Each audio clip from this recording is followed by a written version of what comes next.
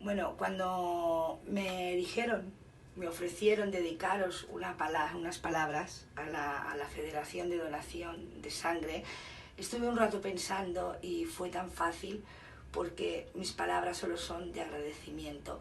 Vosotros lleváis a cabo, vosotros como federación y los donantes que os hacen caso, eso tan significativo que es ser hermanos. Con vosotros se consigue eso.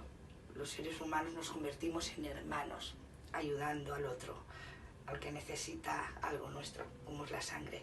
Muchas gracias.